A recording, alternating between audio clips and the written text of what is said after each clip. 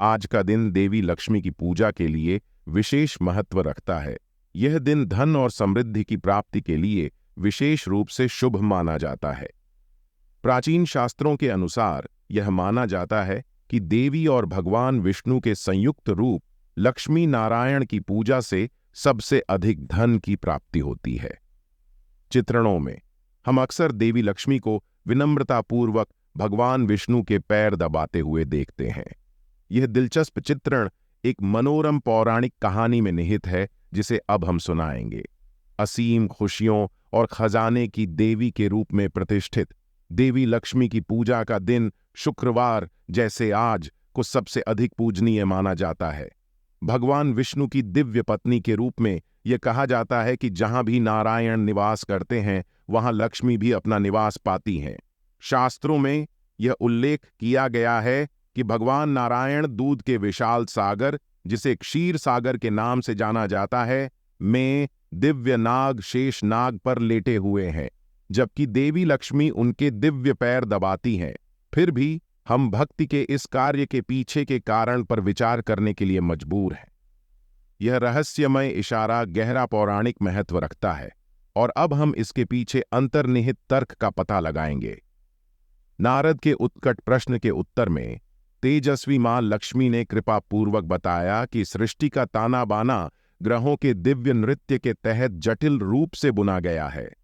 उन्होंने खुलासा किया कि महिलाओं के हाथों में ग्रहों के मार्गदर्शक बृहस्पति का निवास है, जबकि पुरुषों के पैरों के भीतर दुर्जेय राक्षसों के श्रद्धेय गुरु शुक्राचार्य का निवास है। देवताओं और राक्षसों के सामंजस्यपूर्ण अभिसरण में पृथ्वी पर समुद्र की गहराई से मंथन किए गए अलौकिक अमृत के समान समृद्धि की एक शानदार बारिश होती है। जिस प्रकार यह अमृत अथाह मूल्य रखता है, उसी प्रकार अस्तित्व के क्षेत्र में धन और वैभव भी अथाह मूल्य रखता है। इसकी उपस्थिति के बिना जीवन की कशीदाकारी अधूरी रहती है। इस प्रकार यह पवित्र ग्रंथों में है कि माता लक्ष्मी का भगवान विष्णु के चरणों को धीरे से दबाने का दिव्य चित्रण इस गहन रहस्योद्घाटन के सार को समाहित करता है। मंत्रमुग्ध कर देने वाली कहानी में यह बताया गया है कि माता लक्ष्मी ने भगवान विष्णु को श्री हरि के दिव्य चरणों को धीरे धीरे सहलाने का रहस्य बताया। किंवदंती है कि देवर्षि नारद दिव्य अर्षि एक मनोरम दृश्य देखते थे, जिसमें मां लक्ष्मी धीरे से भगवान विष्णु के पैर दबा रही थीं। इस दृश्य को देखकर नारद के जिज्ञासु मन में एक प्रश्न उत्पन्न हुआ। पूजनीय मां लक्ष्मी ऐसा कार्य क्यों करेंगी?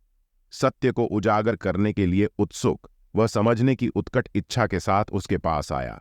एक और कहानी है जो कई लोगों के दिलों को लुभाती है। इस दिलचस्प कथा में यह माना जाता है कि ऐश्वर्य की अवतार देवी लक्ष्मी का अपनी बहन के रूप में एक आकर्षक प्रतिरूप है। अलक्ष्मी, जैसा कि वे जानी जाती हैं, एक विपरीत स्वभाव की हैं, क्योंकि उन्हें दुर्भाग्य का अग्रदूत कहा जाता है, जो व्यक्तियों को उनके धन, वैभव और खुशी से वंचित कर देती है। अपनी प्रतिष्ठित बहन के प्रति गहरी ईर्ष्या से ग्रस्त होकर अलक्ष्मी जहां भी कदम रखती है, उसे कंगाली प्रदान करती है।